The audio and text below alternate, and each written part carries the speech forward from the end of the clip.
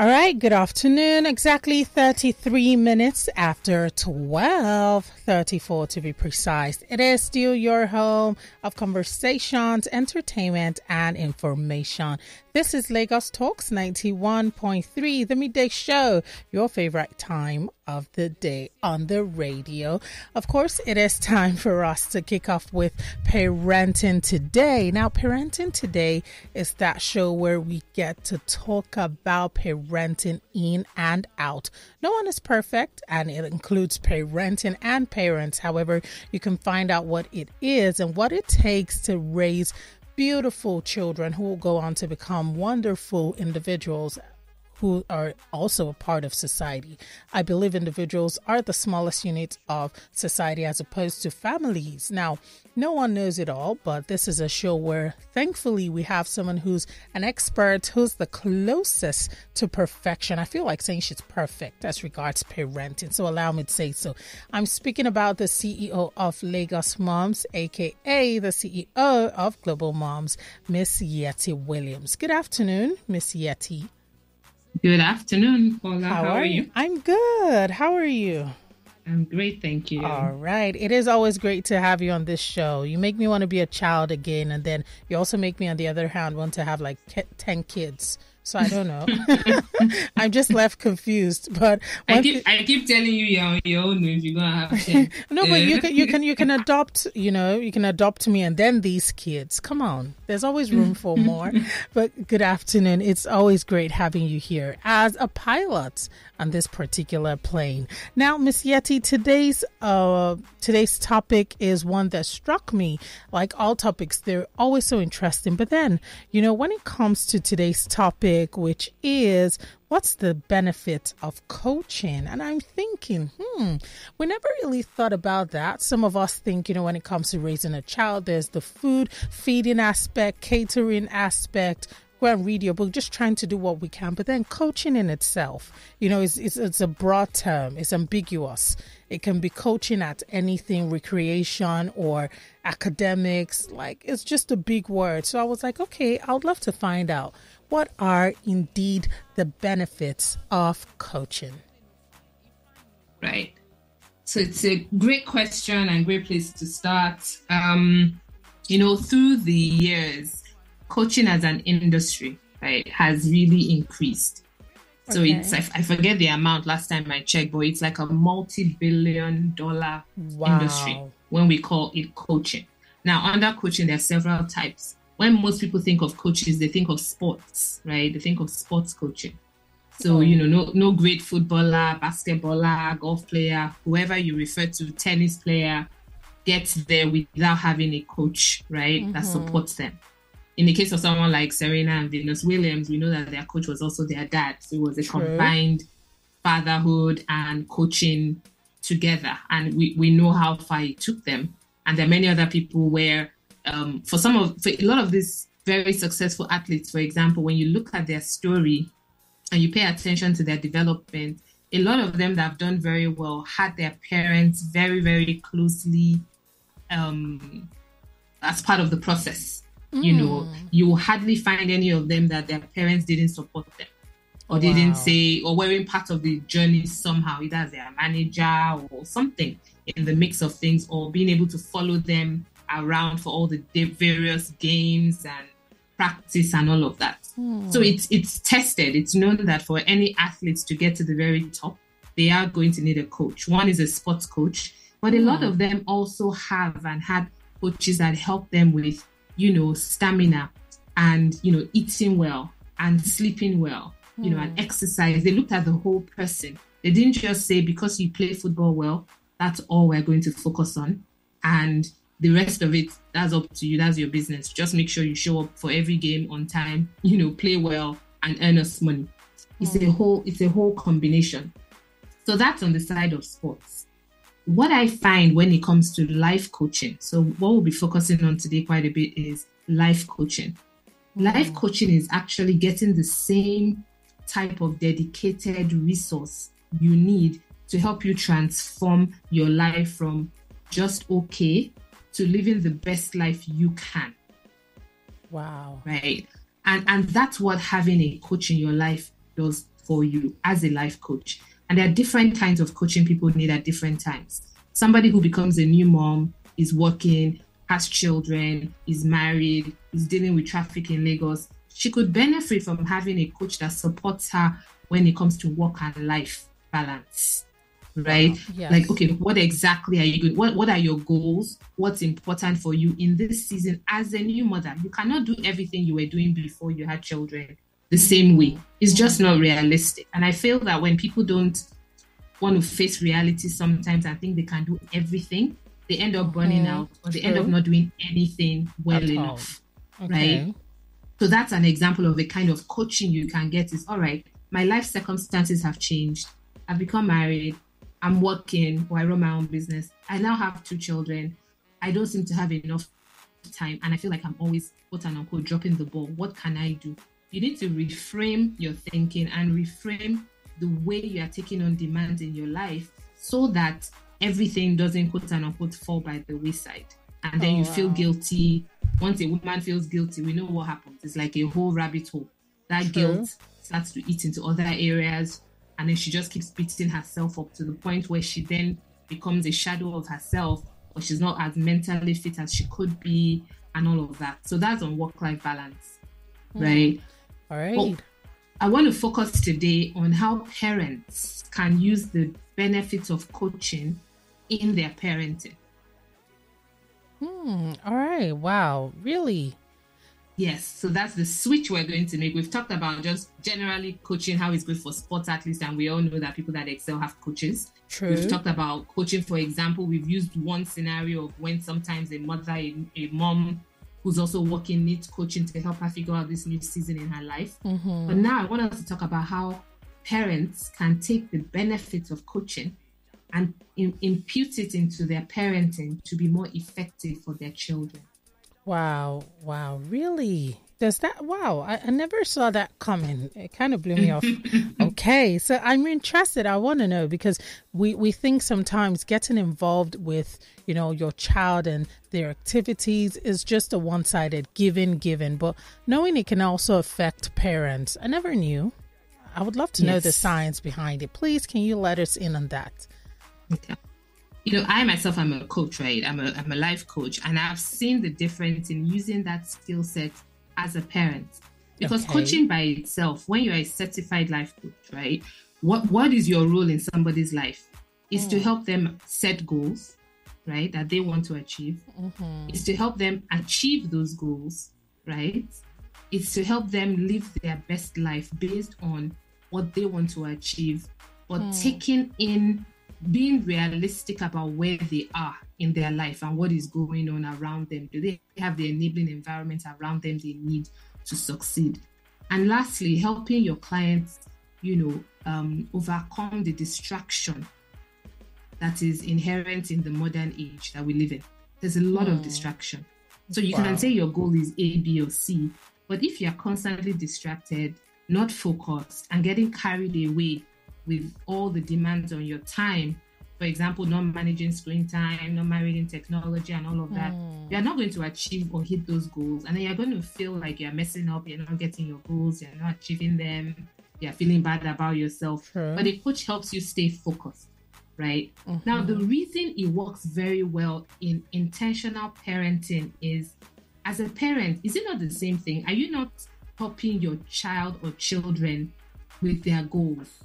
You are helping them achieve a certain kind of life, right? You are looking at each child and saying, what is the goal of this child that I'm raising? What is my goal for them? And what are their goals for themselves? Obviously, this coaching as a skill set as a parent is going to evolve over time. And you're probably going to be more effective as a parent who understands how to coach my child to achieve their goals as the child is getting older. Wow. A 5-year-old is not necessarily going to have goals they've set, right? So usually as a parent, you're the one thinking, okay, if I'm coaching this child to be independent at 5 years old, what does that mean? The child needs to be able to do what? Their chores. Needs to be able to put their toys away.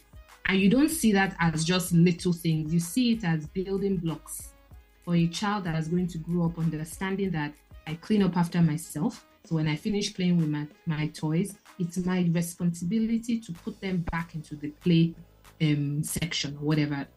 And if I don't do that, there are some consequences to not doing it. Oh, wow. Miss Yetty, thank you for this. Just knowing that this can also help our children to, become more responsible, and also to help us to become better adults and individuals as regards focus. But however, we're going to go on a very quick break. Thank you for always enlightening us. Now, if you're listening, this is Parenting Today.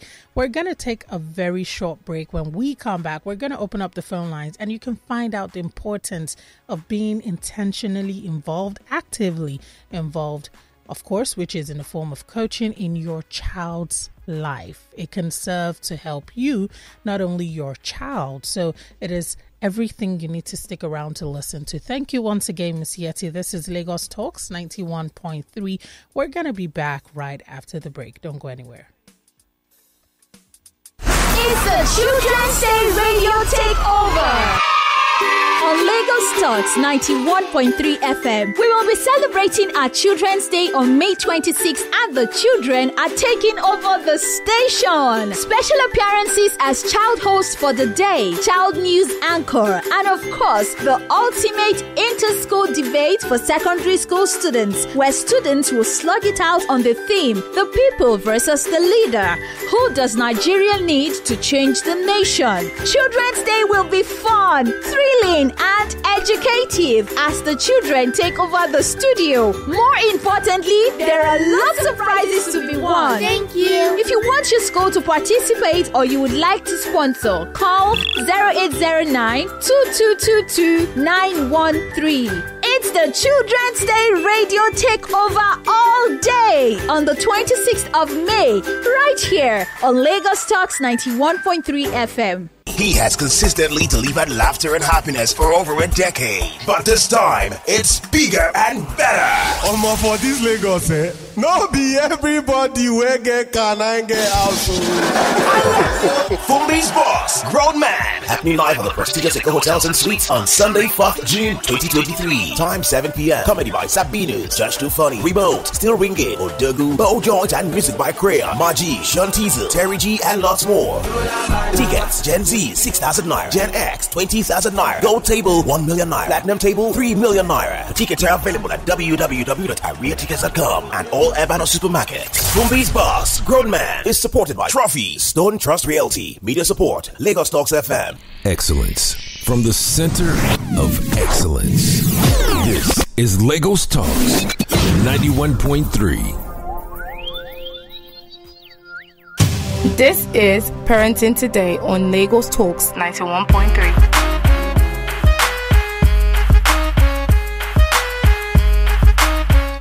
All right, welcome back. 47 minutes down to 12. It is still the midday show, your favorite show on your number one talk radio station. This is Lagos Talks 91.3. It is still Parenting Today, and I'm here with my co-host, someone who's somewhat the closest thing to perfection, an expert as regards parenting. My name is Paula Chine. With me is Miss Yetty Williams. Good afternoon, Miss Yetty. Good afternoon, Paula. All right. So sorry for that short break. I would love if we could, carry on with the conversation. But first off, let's remind our listeners they can join the conversation. Now, this is your home of conversations. And if you have questions as regards parenting, perhaps you want to speak with Miss Yetty, or you just have something that's bugging you with your child, with your niece, your nephew, your ward, why don't you join the conversation? Now, we're on WhatsApp, Twitter, and there are the phone lines. The phone lines for the numbers to call, you can call on 0809-234-5913. You can also call the women-only line for the mothers, aunts, and every lady in the house, 0809-191-3913. Or you can call 0809-222-0913. You can also text us via WhatsApp. Here is the number for WhatsApp: 0809-234-5913. You can get across to us via Twitter as well. Twitter is at Lagos Talks 913. Miss Yetty, we have a caller. Can we take this call? Yes, please. Let's go ahead. All right. Lagos Talks, good afternoon. Hello? Hello?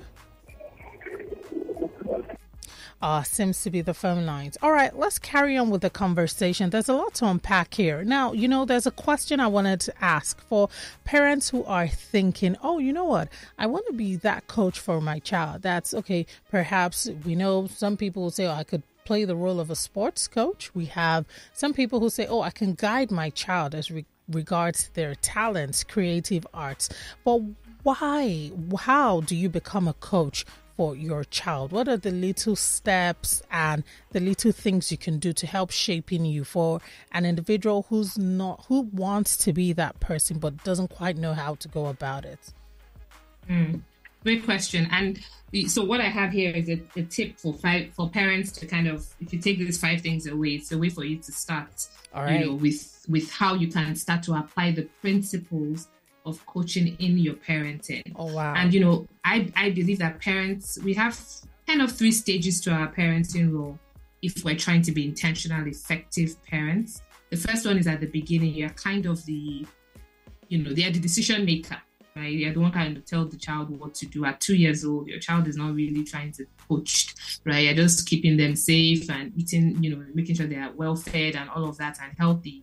As they start to get older, you kind of that's when coaching skills come in. That's when you're really building the relationship with your children so that when the time comes for you to become a consultant in their life, because that time will come when you're a consultant in your child's life, meaning that they only come to you to consult you because you have done the work to build that relationship such that when they want advice as an adult, they are coming willingly to consult with you. But getting there from the beginning where you're making decisions to kind of becoming a consultant in your child's life takes a process. And that's where these coaching skills can be very effective in becoming a more intentional parent. All right. Yeah. So the first thing I'll say is for you to lean in with understanding. So get to know your child and understand your child.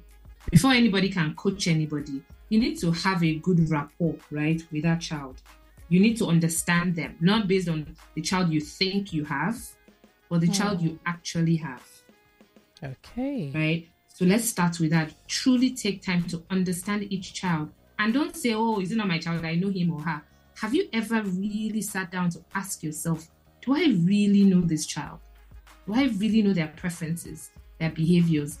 It can be a very exciting and illuminating process when you do it with such intentionality. So that's the first step.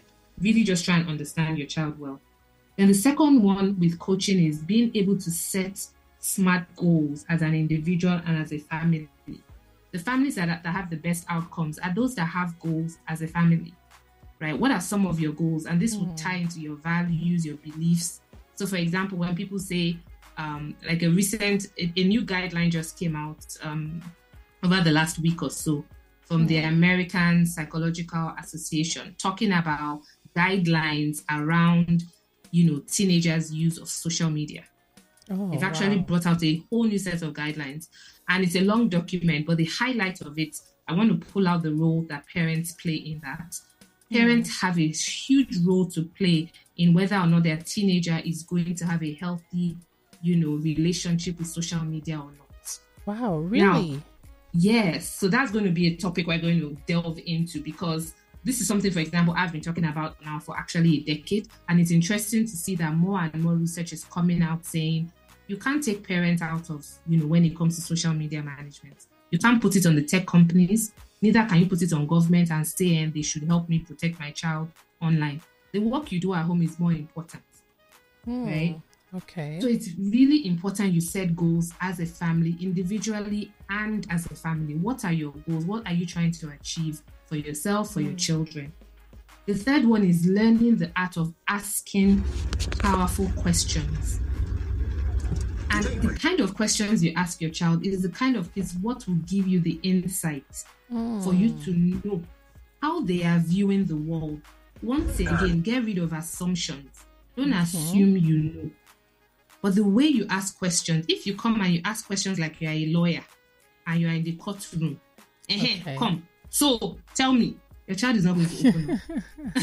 I like that. Yeah. It's an interrogatory form of asking them questions. They will cower. They will be scared. They will just say this one she has gone to hear something today is why she's coming with all this energy. True. Please let me just give her the high level answers she wants so we can move on. Versus, there's a whole art to how you ask your questions that will help your children open up. Don't ask them yes or no questions. Ask them open-ended questions. So one quick tip is all our children are in school. This is the most important job they have right now, is to do well in school. So when your child comes home from school or you speak to them, maybe they're in boarding, don't just say, how was school today? Because what would they tell you? They'll say it was fine. It was okay. It was okay. You haven't learned anything. I ask things like, so what was lunch today? What did you like about lunch today? I will throw them off with a random question that gets them to say, oh, sorry? No, but that would get them to have a conversation, like an actual conversation. Exactly. And think about when you have been at work all day. Are you in the mood immediately you are leaving work to start gisting about work? No, exactly. So you start light. That's why I say this coaching thing is something you can incorporate. So you start light. Say, how was lunch today? Oh, who did you play with today at, in the playground? Or what interesting games did you play? Those are the things you ask. That will bring out how your child's day really was. Wow. So that ability to ask the right questions that are open-ended, that builds communication is really critical. So that's the third thing. There are two more, and then maybe the phone lines will open if people have questions. Okay. Then you want to nurture their potential, right? So I'm going to give you a real-life example that happened just yesterday. Many years ago, I remember my daughter starting to say things like, oh, I don't like math. She doesn't like maths. And I remember saying, why don't you like maths? And maths doesn't believe in emotion. Maths is about principles and understanding understanding the basics of how that particular topic works. If you understand the basics of it, you can build on that. There's no reason for you to like or not like math. Math doesn't care if you're a boy or a girl. It doesn't care if you like it or not like it. Math is universal.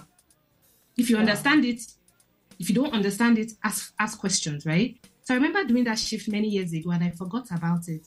Only for her yesterday to tell me that, you know what, for her, she thinks math is going to be a backup. Really? Because she's so good in math that she feels as if it's something she should just always be doing because it can take you anywhere in the world. Really? It can take you into any job. And the whole conversation built around math. I'm sharing that as an example because can you see if I had also told her, I know math is hard, Abby. Do you know what I mean? Yeah. Versus breaking it down in a way that says, what's there to like or not like about math? Math is doing his own. You to do your own. You don't understand. I like that. He's doing his own. No, he doesn't care. So see that shift. So I bring that because that happened yesterday, and I was telling a friend of mine, and she said, "But do you remember many years ago how you helped her reframe how she thought about math? And see now at 15, saying that actually math, once you understand it, it works." So nurture their potential because every child is capable. It's our job to nurture that potential. Mm-hmm. And then lastly is to understand what is important to your child per time. What I mean by that is what is important to your child now as a teenager at 13 years old or 14 years old is very different from when they were 10. When they were in primary 6, what was important to them is different from when they enter Form 1 or Form 2. So it's important that we are also checking in regularly so that when we know what's important to them per time, per season, maybe based on how their hormones are behaving, you can then be more effective in what you're going to do to help them navigate that time period that they're going through. Wow, that is amazing. Just taking a look and hearing all of these things. They're actually very practical. I'm one of those, I hate math group of people, so I wouldn't like to, if a child was to come, I'm going to just say, oh, I sympathize. I've been there. So just knowing you can actually, spur them on to do better and just change the narrative. I used to think you don't need to change a child's opinion. You can either sympathize or just, maybe scold them slightly like, no, this is not good. But just knowing that you can make conscious effort until, you would actually see good changes. Wow, that's mind boggling. Thank you so much. You're welcome. And I want to say it's about reframing. And that's why we have to stop reacting as parents. You know, like, let's use this math example. You could hear it and either want to scold your child. What's wrong with you? Come on, go and do the math. Or say, I understand. Me too, I didn't like math in school. Yeah. Versus listening, pausing, not reacting, and reframing it and saying, can I step... That's what a coach does, essentially. Can I step away from this situation and look at it in an unbiased way? Wow.